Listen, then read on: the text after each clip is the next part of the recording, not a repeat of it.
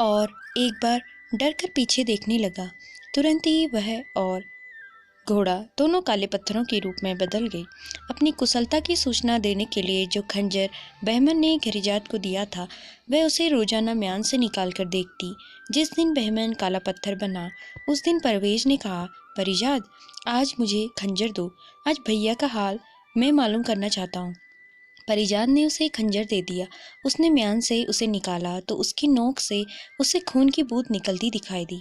परवेज ने हाथ से खंजर फेंक दिया और हाय हाय करने लगा। परिजात को भी जब खून टपकता हुआ खंजर दिखाई दिया तो वह चिल्ला चिल्ला कर रोने लगी और सर पटक पटक कर कहने लगी, हाय भैया, मेरी नादानी से तुम्हारी जान गई। न जाने किस मनहूस घड़ी में वह कमबख्त बुढ़िया आई थी। न वह आती न यह झंझट होता। मक्कार ने मुझे बेकार के लालच में डाल दिया। मैंने उसके साथ ऐसा सदव्यवहार किया और उसने मुझे इसका ऐसा बदला दिया। अब मिले तो उस कलमुही की बोटियां नोच लूं। मेरे प्यारे भाई की जान उसी के दिलाई लालच के कारण गई। ही भगवान, तू भैया को जिंदा घर लौटा, चाहे मेरी मौत भेज दे। भैया न रहे तो चिड़िया, पेड़ और पानी को पाकर भी मैं क्या कर लूँगी। मुझे ये चीज़ें नहीं चाहिए, मुझे और कुछ भी नहीं चाहिए, मुझे सिर्फ मेरा भाई चाहिए। परिजात बहमन की बातों को याद करके देर तक रोती रही।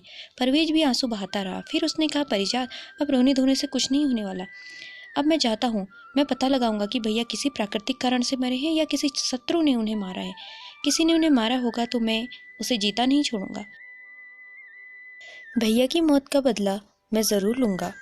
फैजाद ने बहुत समझाकर उसे रोकने को कहा, लेकिन वह बोली, मैंने एक भाई तो खोया ही है, दूसरे को मौत के मुंह में नहीं जाने दूंगी। बड़े भैया तुमसे कुछ कम बहादुर नहीं थे। लेकिन परवेज ने उसकी एक भी बात न सुनी। उसने दूसरे दिन सुबह अपनी साहस यात्रा पर जाने की तैयारी शुरू कर दी। दूसरे दिन उसके रवाना होने के समय परिजात रोकर बोली, बड़े भैया ने तो अपनी कुशल जानने को एक राह भी बताई थी। तुम्हारा हाल मुझे कैसे मालूम होगा। परवेज ने उसे मोतियों की एक माला दी। उसने कहा, देखो, इसके सारे मोती अलग अलग हैं। इसे उंगलियों पर चलाने से एक एक मोती उंगलियों में आता है। जब तक यह मोती ऐसे ही रहें तो समझ लेना कि मैं ठीक ठाक हूँ।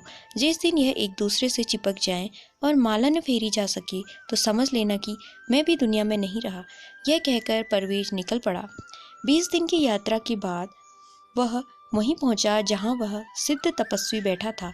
उसने आदरपूर्वक सिद्ध को प्रणाम किया और पूछा, क्या आप बता सकेंगे कि मुझे बोलने वाली चिड़िया, गाने वाला पेड़ और सोने का पानी कहाँ से मिल सकते हैं। तपस्वी ने कहा, बेटे, वह राह बहुत खतरनाक है। तुम वहाँ जाने का इरादा न करो और यहीं से लौट जाओ। वहाँ से अभी तक कोई वापस नहीं आया है। 1 महीने से भी कम हुआ तुम्हारी ही शक्ल सूरत का एक नौजवान मेरे लाख रोकने पर भी उधर को गया था, वह भी नहीं लौटा है। परवेज ने कहा, वह मेरा बड़ा भाई था। यह तो मुझे मालूम है कि वह जीवित नहीं है, लेकिन मैं यह नहीं जानता कि वह कैसे मरा। किसी प्राकृतिक कारण से मरा या किसी दुश्मन ने उसे मारा। सिद्ध ने कहा, मैं तुम्हें बताता हूँ। बहुत से आदमी मेरी चेतावनी के बावजूद उस राह पर गए और काले पत्थर बनकर वहीं पर रह गए। तुम्हारे भाई के साथ भी यही हुआ है। तुम मेरी बात मानो और लौट जाओ, वरना तुम भी काला पत्थर बनकर यहाँ हमेशा पड़े रहोगे। परवेज ने कहा, मैं आपका आभारी हूँ कि आप मेरे हित चिंतक है, लेकिन मैं आगे पाँव बढ़ा चुका हूँ, पीछे नहीं हट सकता। आप मुझे वह रास्ता अवश्य बताएं। सिद्ध ने कहा, मैं तुम्हारे साथ चल सकता तो कोई बात नहीं थी, किंतु बुढ़ापे के कारण मैं नहीं जा सकूंगा। तुम जिद करते हो तो जाओ, यह गेंद ले लो। इसे जमीन पर रखोगे तो यह खुद चीजों का पता बताएगी। परवेज सिद्ध को माथा नवाकर सवार होकर चला। गेंद उसे रास्ता दिखाती जा रही थी। कुछ देर बाद एक पहाड़ की तलहटी में जाकर गेंद रुक गई। परवेज घोड़े को वहीं खड़ा करके पहाड़ पर चढ़ने लगा।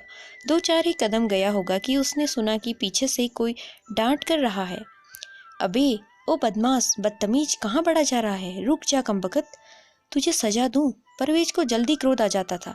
उसने गालियां सुनी तो उसका खून खौल गया और वह तपस्वी द्वारा दी हुई चेतावनी को भूल गया। उसने म्यान से तलवार खींच ली और पलट कर देखा कि गाली देने वाले के टुकड़े टुकड़े कर दूं, किंतु पीछे देखते ही वह काले पत्थर का ढोंका बन गया और उसके घोड़े का भी वही हाल हुआ। परवेज के जाने के बाद परिजात को बहमन की यात्रा के समय से भी अधिक शंका बनी रहती थी। वह बहमन के दिए खंजर को तो कभी कभी ही देखती थी, किंतु परवेज की दी हुई माला को अपने गले में डाले रहती और हमेशा उसके मोतियों पर हाथ फेरकर उनकी दशा को देखती रहती थी। चुनाचे ज्यों ही परवेज काले पत्थर की शिला के रूप में परिवर्तित हुआ, उसके कुछ ही देर बाद परिजात को मृत्यु का हाल मालूम हो गया, क्योंकि माला के मोती एक दूसरे से ऐसे चिपक गए थे कि माला फेरना असंभव था।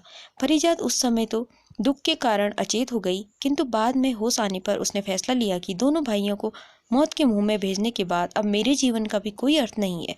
उसने भी घुड़सवारी और शस्त्र संचालन की शिक्षा ली थी और उसमें साहस की कमी न थी। उसने मर्दाने कपड़े पहने, हथियार लगाए और घोड़े पर सवार हो गई। उसने गृह प्रबंधक को आदेश दिया कि जब तक वह वापस न आए वह खुद महल की देखभाल करे, किसी प्रबंध में कमी न होने पाए। 20 दिन तक घोड़े पर चलने के बाद वह भी उसी तपस्वी सिद्ध पुरुष के पास पहुंची। उसने प्रणाम करके बोली, सिद्ध पिता, कृपया मुझे बताएं कि बोलने वाली चिड़िया, गाने वाला पेड़ और सुनहरा पानी कहाँ मिलेगा। वृद्ध ने कहा, तुमने कपड़े तो आदमियों जैसे पहने हैं, किंतु स्पष्टतः तुम स्त्री हो, जैसा तुम्हारा स्वर बता रहा है। मुझे मालूम है कि वे चीजें कहाँ हैं, लेकिन तुम उन्हें क्यों पूछ रही हो। परिजात बोली, जब से मैंने उनके बारे में सुना है तभी से उन्हें पाने की इच्छा है। तपस्वी ने कहा, है तो वे चीजें संग्रहणीय, लेकिन उन्हें प्राप्त करने के मार्ग में बड़े खतरनाक है। तुम लड़की हो, तुम्हारे लिए अच्छा यही होगा कि अपनी इच्छा पर संयम रखो और उन्हें प्राप्त करने का विचार छोड़ दो। बड़े बड़े बहादुर उस राह पर जाकर वापस नहीं लौटे हैं, घर लौट जाओ। परिजात बोली, तपस्वी पिता, 20 दिन चलकर तो मैं यहाँ पहुँची हूँ, अब तो यहाँ से यूं ही वापस नहीं जा सकती। आप कृपया मुझे विस्तार से बताएं कि उस मार्ग में क्या क्या खतरे हैं, ताकि मैं उनसे निपटने का उपाय ढूंढ सकूं। मेरा विचार है कि अगर मैं सोच समझकर आगे बढ़ूंगी तो हर तरह के खतरों सामना कर सकूंगी। आप कृपया मेरा मार्गदर्शन करें। वृद्ध तपस्वी ने परिजात को वे सारी बातें बताई जो उसने बहमन और परवेज को बता दी थी। उसने कहा, खतरे सिर्फ तब तक हैं जब तक कोई पहाड़ की चोटी पर न पहुंच जाए। सिर्फ तुम्हें बातें करने वाली चिड़िया मिलेगी और वह तुम्हें गाने वाले पेड़ और सुनहरे पानी के स्थानों को भी बताएगी, लेकिन पहाड़ चढ़ने के समय अप्रिय और कटु शब्द सुनाई देंगे। रास्ते के सारे काले पत्थर आदमी ही हैं जो उन तीनों चीजों की खोज में गए थे, किंतु गालियां या धमकियों के डर से वह क्रोध कर पीछे देखते ही काले पत्थर की शिला बन गए। परिजात ने कहा, मतलब यह है कि वे केवल शब्द हैं और किसी का कुछ बिगाड़ नहीं सकते अगर कोई पीछे मुड़कर न देखे। सिद्ध पिता, आप विश्वास करें कि यद्यपि मैं स्त्री हूँ तथापि सुने हुए किसी शब्द से विचलित नहीं होंगी। मैं न तो इन आवाज़ों से भयभीत होंगी न उन पर क्रोध करूंगी। मैं पूरा आत्मसंयम रखूंगी। इसके अलावा मैं अपने दोनों कानों में कसकर रुई ठूस लूंगी ताकि मुझे वे आवाज़ें सुनाई ही न दें। सिद्धे ने मुस्कुराकर कहा, बेटी, मालूम होता है कि तुम्हारे ही भाग्य में है। इतने लोग वहां गए हैं, किंतु यह उपाय किसी को भी अभी तक नहीं सूझा। बस सब कुछ इस पर निर्भर है कि चाहे जो कुछ सुनाई दे, आदमी उसका असर अपने मन पर न पड़ने दे। परिजात ने कहा, विश्वास रखिए कि मैं आपकी दी हुई सलाह पूरी तरह मानूंगी। अब आप यह बता दीजिए कि पहाड़ को कौन सा रास्ता जाता है। बूढ़ी तपस्वी ने कहा, बेटी, तुम होशियार तो बहुत मालूम होती हो, लेकिन मैं एक बार फिर तुम्हें सलाह दूंगा कि घर लौट जाओ। परिजात आगे जाने की जिद पर अड़ी रही तो वृद्ध ने मजबूर होकर अन्य लोगों की भांति उसे भी मार्ग प्रदर्शन करने वाली गेंद दी और कहा, इसे भूमि पर डाल दो, यह अपने आप लुढ़कती हुई पहाड़ के नीचे जाकर रुक जाएगी। तुम वहीं घोड़े से उतरना और पहाड़ पर चढ़ना शुरू कर देना। परिजात ने ऐसा ही किया और तेजी से लुढ़कती हुई गेंद के पीछे घोड़ा दौड़ाने लगी। गेंद पर्वत के नीचे जाकर रुक गई तो वह घोड़े से उतर पड़ी और उसकी गर्दन पर लगाम डालने के बाद उसने अपने कांधों में ठूस ठूस कर रुई भर ली और धीरे धीरे पहाड़ पर चढ़ने लगी। उसके पीछे आवाजें होने लगी, किंतु वे कानों में रुई ठूसी होने के कारण उसे सुनाई न दी और वह बढ़ती गई। फिर पीछे से आने वाली आवाजें और तेज हुई। यह आवाजें भी उसे धीमी सुनाई दी और उन्होंने उसके मस्तिष्क को बिल्कुल विचलित नहीं किया।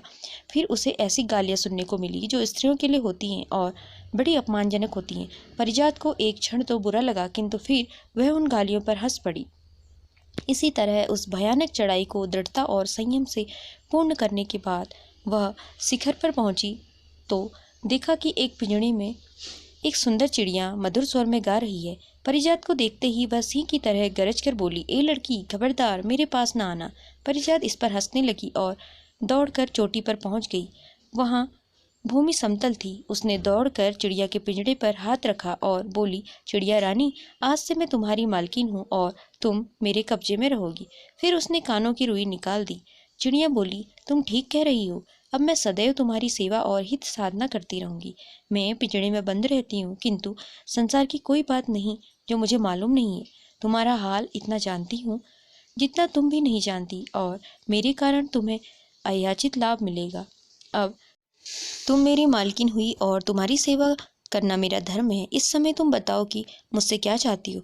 मैं बगैर न नुकुर के उसे करूंगी। चिड़िया की बातों से परिजात को प्रसन्नता हुई, यद्यपि उसे अपने भाइयों के विनाश का बड़ा दुख था।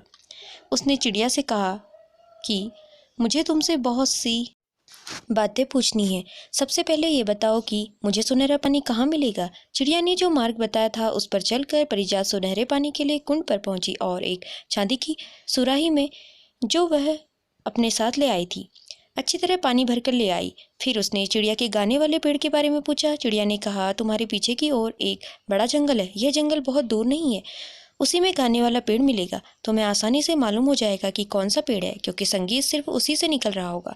परिजात ने कहा, यह तो ठीक है, लेकिन मैं उस पेड़ को उखाड़ कर लाऊंगी कैसे। चिड़िया बोली, पेड़ नहीं उखड़ेगा, तुम सिर्फ एक टहनी तोड़ कर ले जाओ। जब तुम अपनी वाटिका की भूमि में उसे लगाओगी तो वह कुछ ही समय में पूरे वृक्ष के रूप में परिवर्तित हो जाएगी। देखने वाले ताज्जुब करेंगे कि एक ही दिन में यह पूरा पेड़ कैसे आ गया। परिजात चिड़िया के बताए रास्ते पर चलकर जंगल में गई और वहां से गाने वाले पेड़ की टहनी तोड़ लाई।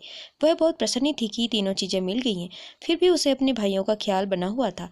उसने चिड़िया से पूछा, यहाँ आने की राह में मेरे दोनों भाई काले पत्थर बन गए हैं। क्या यह संभव है कि मैं उन्हें फिर से जीवित कर दूं? मैं तो यह नहीं पहचानती कि उन पत्थरों में कौन से मेरे भाई हैं। चिड़िया ने कहा। तो दोस्तों, चिड़िया ने आखिर क्या कहा, ये जानने के लिए कहानी का अगला पार्ट ज़रूर देखिए। धन्यवाद।